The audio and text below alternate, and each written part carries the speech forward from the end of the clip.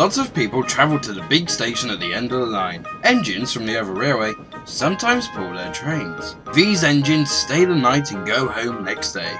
Gordon was one day talking to one of these. "When I was young and green," he said, "I remember going to London. Do you know the place? The station's called King's Cross." "King's Cross?" snorted the engine. "London's Euston. Everybody knows that." "Rubbish," said Duck. "London's Paddington. I used to work there, so I know what I'm talking about." They argued till they went to sleep. They argued when they woke up. They were still arguing when the other engine went away. "Stupid thing," said Gordon crossly. "I've no patience." "Stupid yourself," said Duck. "London's Paddington. Paddington, do you hear?" "Stop arguing," James broke in. "You make me tired. We've both agreed about something anyway." "What's that?" "London's not Euston," laughed James. "Now shut up." Gordon rolled away, still grumbling. "I'm sure it's King's Cross. I'll go and prove it." But that was easier said than done. London lay beyond the big station at the other end of the line. Gordon had to stop there. Another engine then took his train.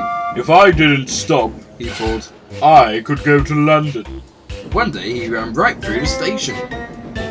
Another time he tried to start before the firemen could uncouple the coaches. He tried all sorts of tricks, but it was no good. His driver checked him every time. "Oh dear," he thought sadly, "I'll never get there." One day he pulled the express to the station as usual.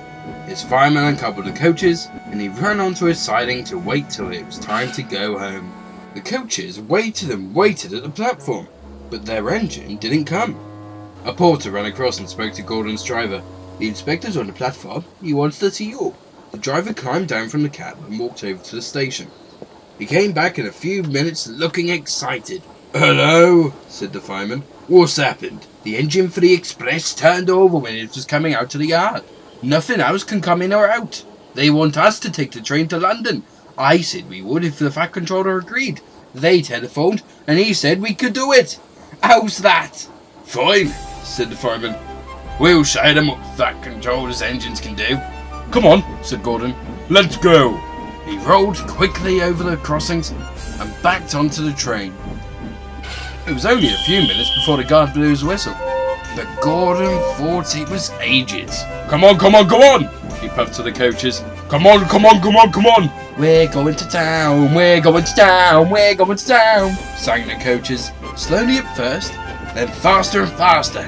Gordon found that London was a long way away. "Never mind," he said. "I like a good long run to stretch my wheels." But all the same, he was glad when London came in sight. The Fat Controller came into his office next morning. He looked at the letters on his desk. One had a London postmark. "I wonder how Gordon's getting on," he said. The station master knocked and came in. He looked excited. "Excuse me, sir. Have you seen the news?" "Not yet. Why?" "Just look at this, sir."